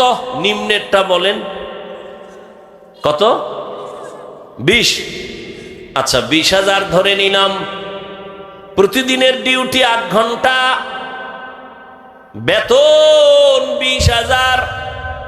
টেবিলের নিচে আরো কত মুক্তার দানা আছে, ঠিক নেই? তবে এখানে একটা পয়েন্ট বলি, এই চাকরিজীবীরা, তোমার সাথে কোম্পানির কন্ট্রাক্ট, সরকারের কন্ট্রাক্ট হয়েছে 8 ঘন্টা ডিউটি, 20,000 টাকা বেতন। তুমি 1 ঘন্টা পরে যদি ডিউটিতে যাও, তোমার ওই 1 ঘন্টা ডিউটি না কইরা বেতন নেওয়া হারাম। আমার এই ওয়াজ কামে লাগবে। যে হারাদিন হারামের পর্দায় আটকায় বয়ে থাকে, এর এই ওয়াজে ধরবে। এক চোরায় মুরগি চুরি করে, তো মুরগি একটা চুরি কইরা ম্যাডাম রে দিছে, কয়টারে তাড়াতাড়ি রান্না কর, আর এক ঘরে যাবো আর একটা আনার জন্য। তো হে গোসল টোসল কইরা ফ্রেশ হইয়া আসছে, খাইয়া লইয়া আবার আর এক বাড়ি যাবে। খানাতে বয়া দেখে এখন মুরগি ফাঁকি হয় নাই। ম্যাডাম রে কয়, ব্যাপার, একটা মুরগি রানতে এত সময়? কারে তুমি বুঝো কিছু? কি?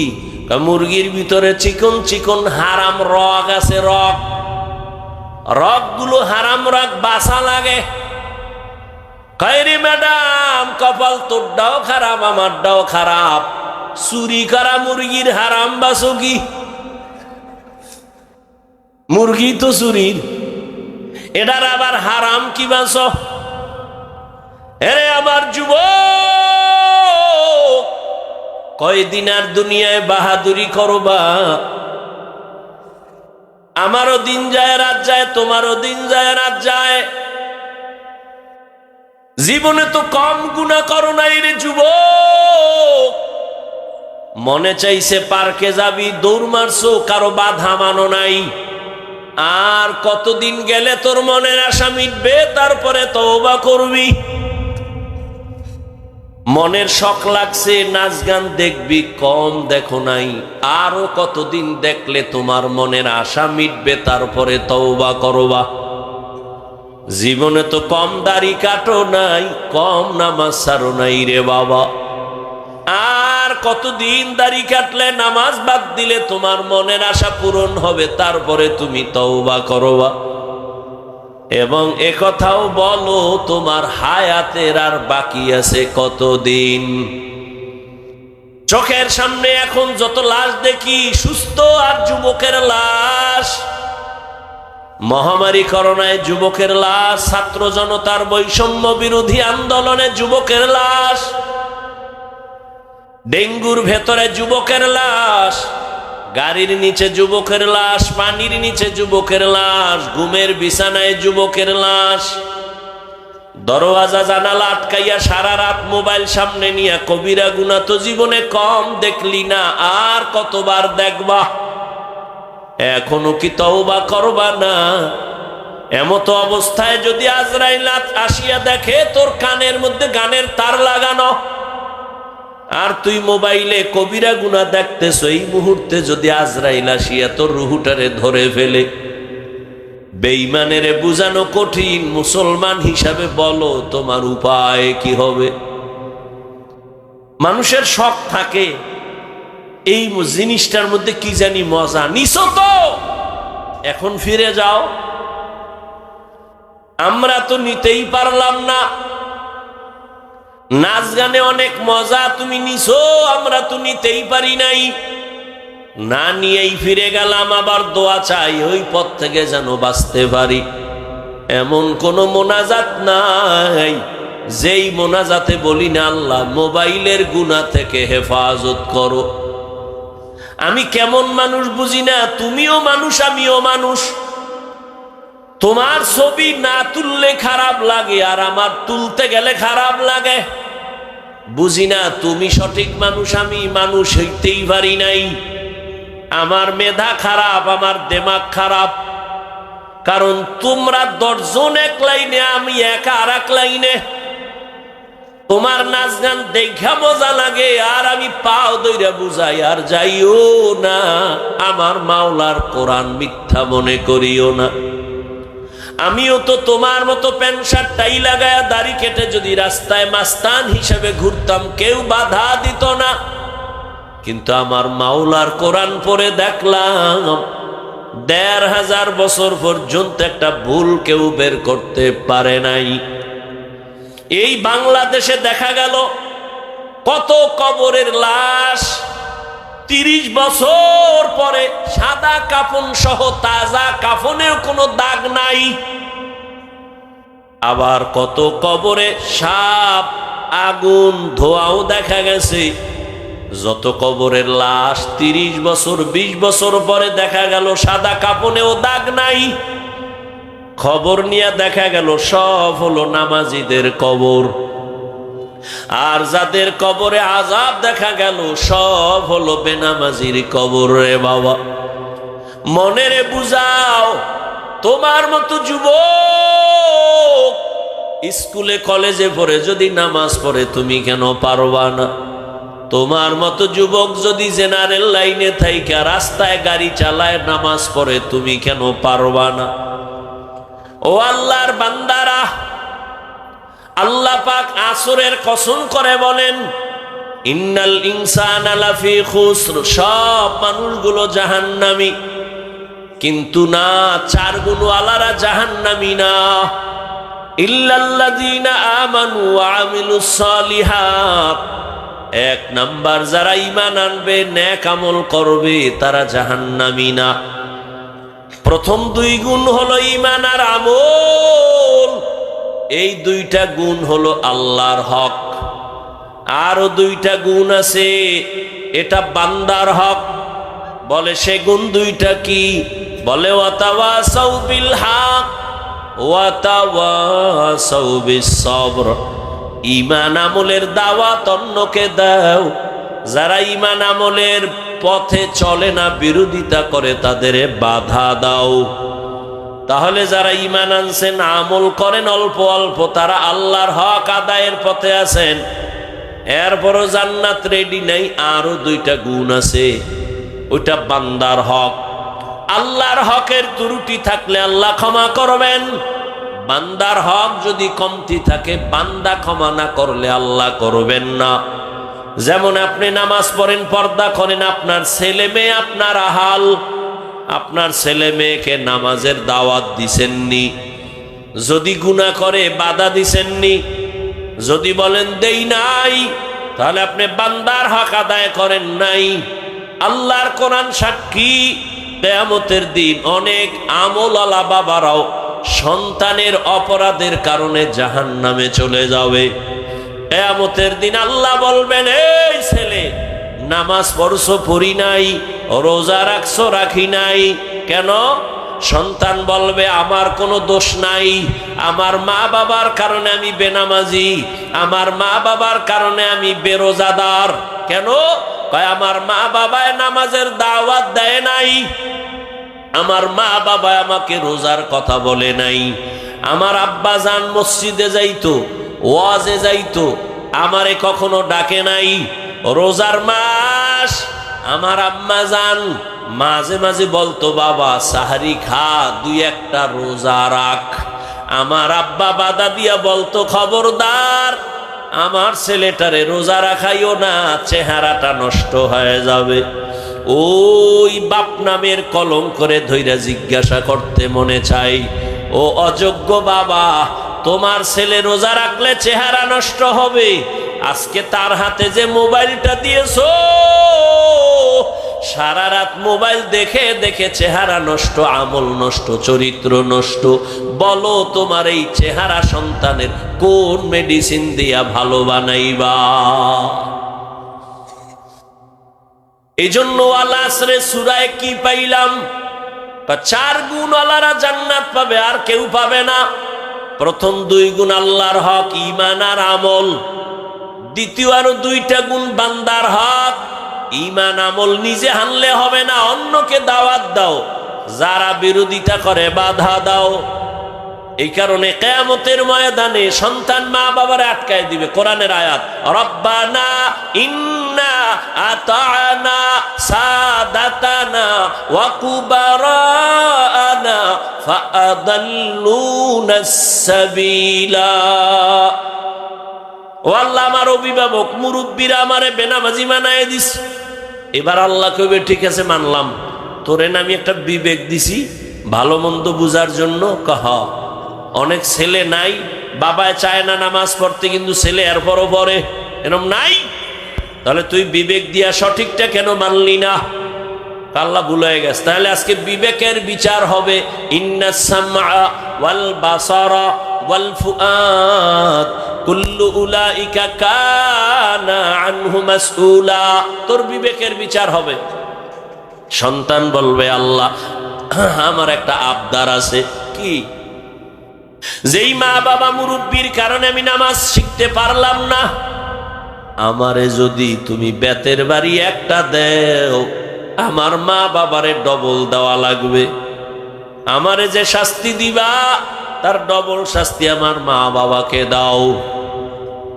এটাও কোরআনের আয়াত। সন্তান বলবে, রব্বানা আতিহিম যিফাইনি মিনাল আযাব ওয়ালআনহুম লা'নান কাবীরা।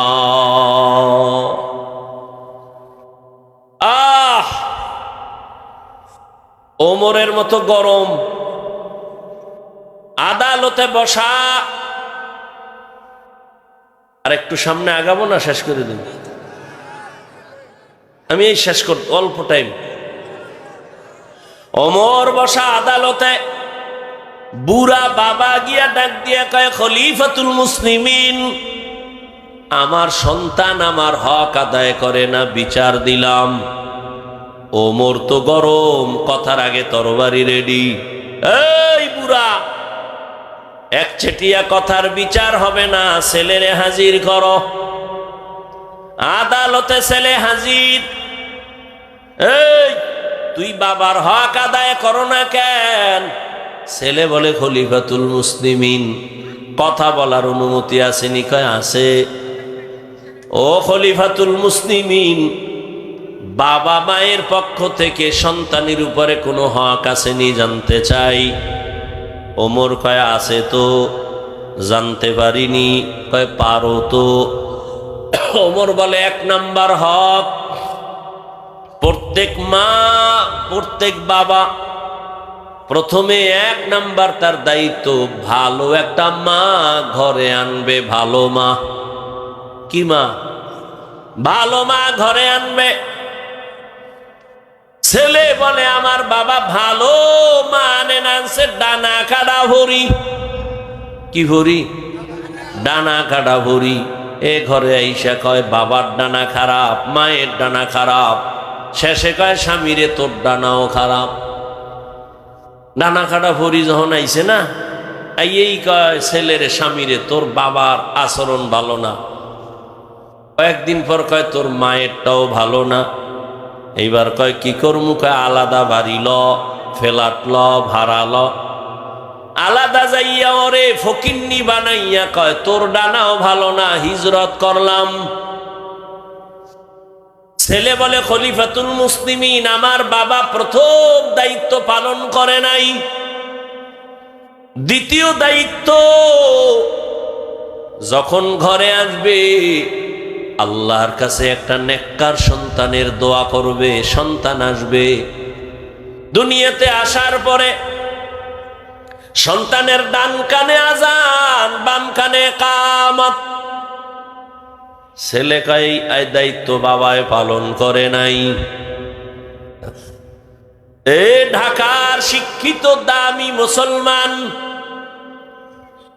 দুনিয়া কত আপডেট।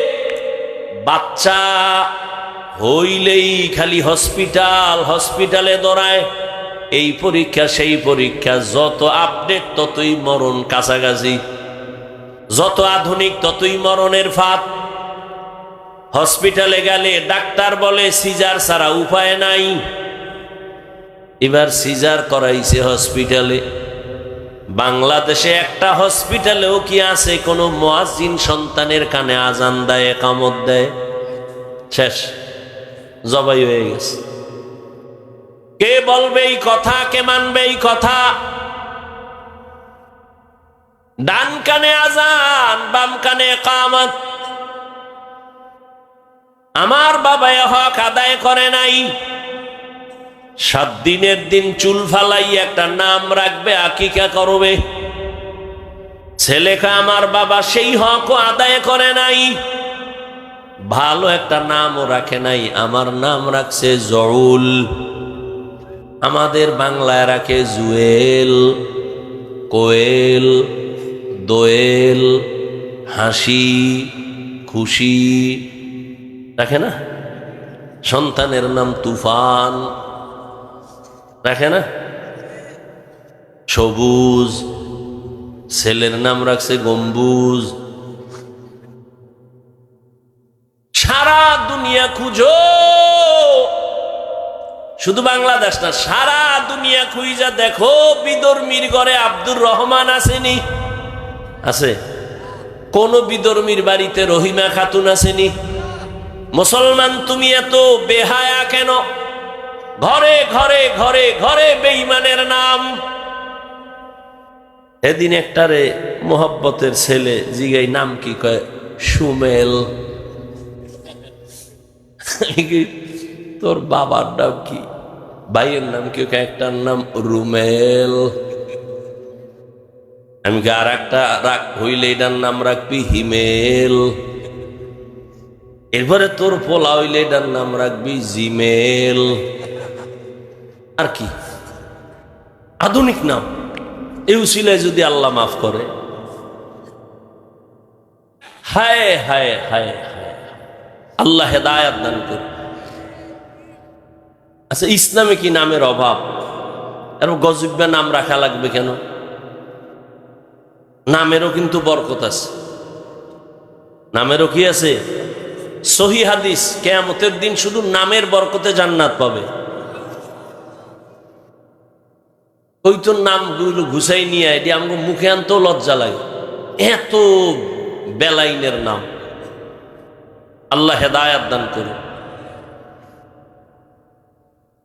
ভাইরা আমার,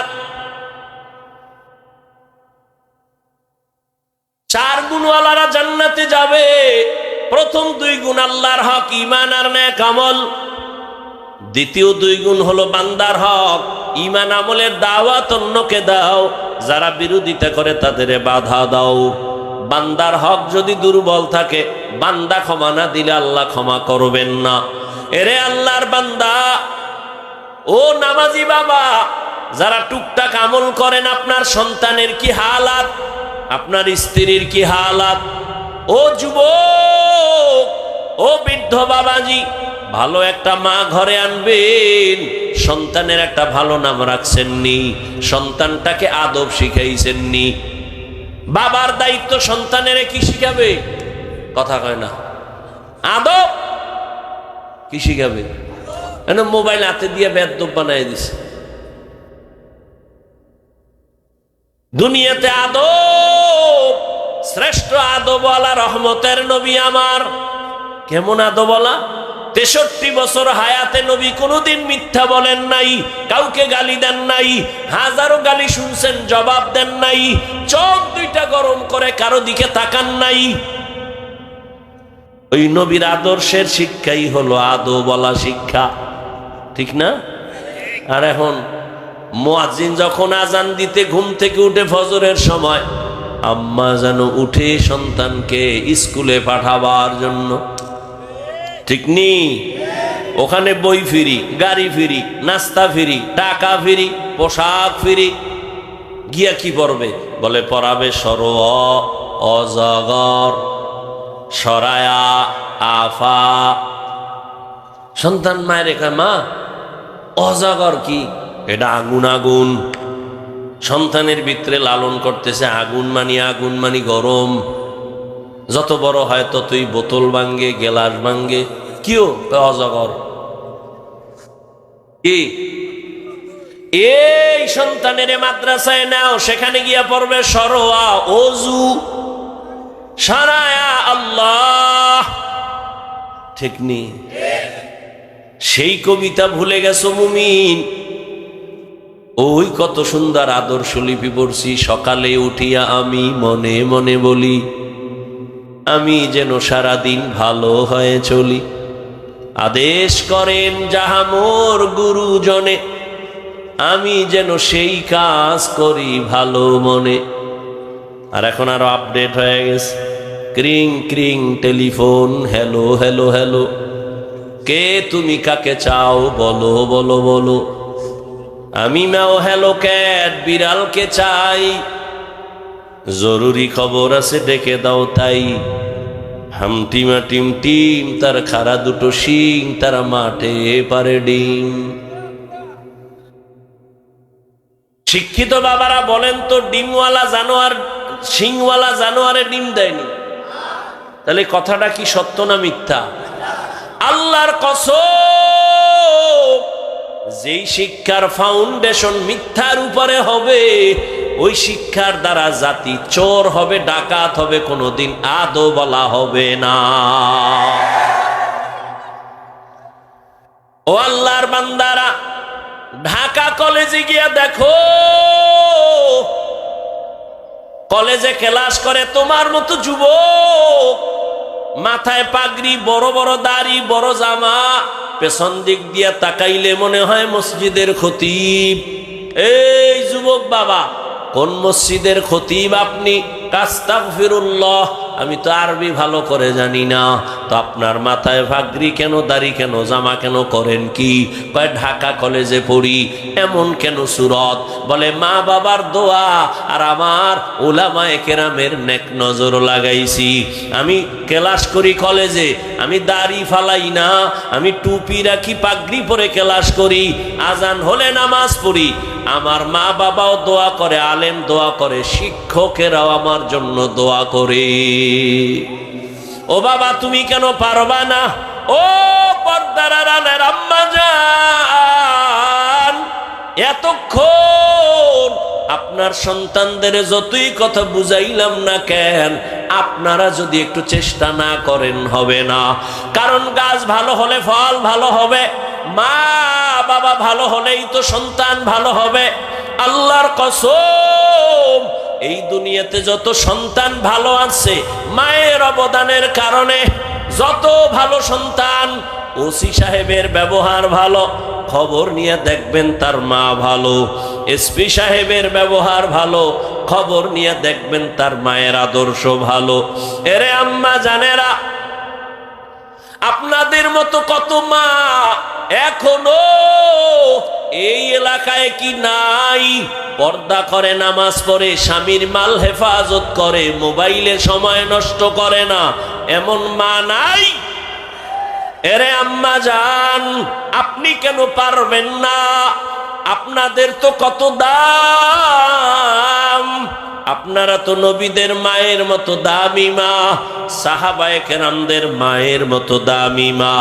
আপনারা তো খাদিজা রাদিয়াল্লাহু আনহার মতো দামি নারী, ফাতেমা রাদিয়াল্লাহু আনহার মতো দামি নারী, আয়েশা রাদিয়াল্লাহু আনহার মতো দামি নারী। এই দুনিয়াতে ইসমাইল নবীর মা হাজেরা আলাইহিস সালামের মতো দামি নারী।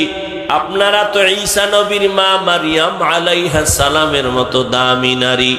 আল্লাহর এক বড় দুশমন ফেরাউন, জানেননি তার স্ত্রীর নাম কি? এই আসিয়া কত দামি।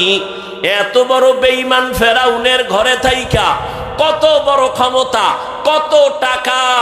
আসিয়া সব কিছু লাথি মেরে ফালাইয়া আমার আল্লাহকে আপন করেছেন। ও পর্দার আড়ালের আম্মা জানেরা, আপনার স্বামী তো ফেরাউনের মতো খারাপ না। আপনি কি পারতেন না নামাজ পড়ে পড়ে আল্লাহর কাছে দোয়া করতে? ও আল্লাহ, আমার স্বামী কত কষ্ট করে কামাই রুজি করে, তুমি তার হেফাজত করো, কামাই রুজিতে বরকত বাড়াও। ঘরে আসলে নামাজের দাওয়াত দিতেন আর স্বামীকে বুঝাইতেন, ও স্বামী আমার, মা বাবার আদর মায়া সারিয়া তোমার সংসারে আসছি, তোমার কাছে আমার দাবি, হারাম টাকা কামাই করবা না, হারাম মাল ঘরে আনবা না, সন্তানেরে হারাম খাওয়াইয়া আমরাও হারাম খেয়ে আমাদের রক্ত নাপাক করব না। মা যদি স্বামীকে বুঝাইতেন, কোন স্বামী হারাম মাল ঘরে নেওয়ার সাহস পেত না। এরে আম্মা জান, এখনো সময় আছে, তওবা করেন। জীবনে তো কম বেপরদায় ঘুরলেন না, মোবাইলে কম সময় নষ্ট করলেন না। এখনো অনুরোধ করে বলি, আপনাকে আল্লাহ সন্তান দান করেছেন। কত মা বাবা বিয়ে করে কাঁদে, সন্তান পায় না। আল্লাহ আপনাকে দান করেছেন, এখন থেকে তৈরি হয়ে যান। সন্তানটারে ডাক্তার বানাবেন, বাধা নাই। ইঞ্জিনিয়ার বানাবেন, বাধা নাই। প্রফেসর বানাবেন, বাধা নাই। তবে আমার দাবি, বেয়াদব বানাবেন না। সন্তানের ব্যবহারে কখনো যেন মা বাবা কষ্ট না পায়, সন্তানের আচরণে কখনো যেন শিক্ষকেরা কষ্ট না পায়, সন্তানের ব্যবহারে কখনো যেন আলেমরা কষ্ট না পায়। আল্লাহর কসম করে বলি, ও আমার যুবক বাবারা, যদি মা বাবারে কষ্ট দিয়া সামনে যাও, আল্লাহর কসম, মা বাবায় যদি কষ্ট পায়, জীবনে তোমার সফলতা আসবে না, মরার আগে পঙ্গু হয়ে যেতে হবে। শিক্ষকের যদি কষ্ট দিয়া বরদোয়া নেও, লেখাপড়ার জীবন থেকে হারিয়ে যাবা। ও যুবক, তুমি যদি আলেমের বরদোয়া নিয়ে যাও, তোমার চরিত্র আর ভালো হবে না। এখনো সময় আছে, তওবা করো। জীবনে আর নামাজ ছাড়বা না, দাড়ি কাটবা না, বেপরদায় চলবা না। মা বাবার দোয়া নিয়া, শিক্ষকের দোয়া নিয়া, উলামায়ে কেরামের পরামর্শ নিয়া নবীর তরিকায় চলবা। স্কুলে পড়ো, কলেজে পড়ো, চাকরি করো, আর নামাজ ছাড়িও না রে বাবা। হেদায়াতের মালিক আমার আল্লাহ। এখনো সময় আছে, তওবা করে নেও। মনে মনে আল্লাহকে বলো, ওরে আবু জাহালের মতো কপাল হলে তো উপায় নাই, আর ওমরের মতো যদি কপাল নিয়ে বসো, মনে মনে আমার আল্লাহকে বলো, হে দয়ার মালিক, জীবনে তো কম নামাজ সারি নাই, দাড়ি কম কাটি নাই, বেপরদায় কম চলি নাই।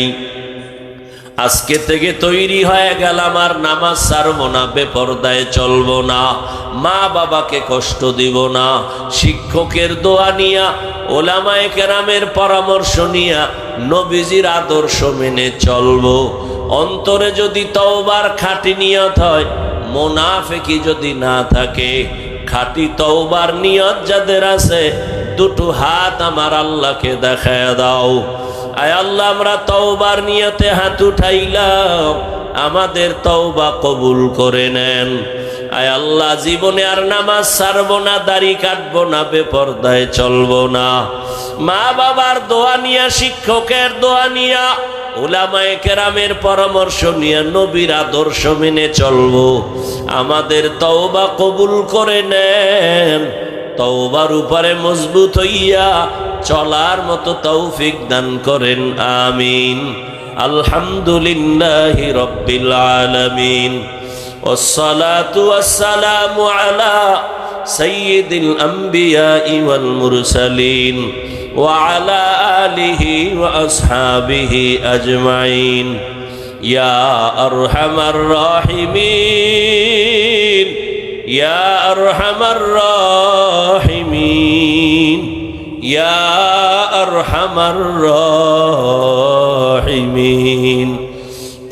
ইয়া আল্লাহ, আমরা আপনার দরওয়াজায় গুনার বোঝা নিয়ে হাত তুলেছি।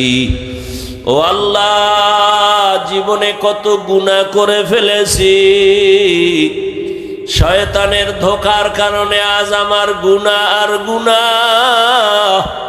গুনাহের কারণে আমার হাত না পাক, আমার চোখ না পাক, আমার জিহ্বা না পাক, অন্তর না পাক।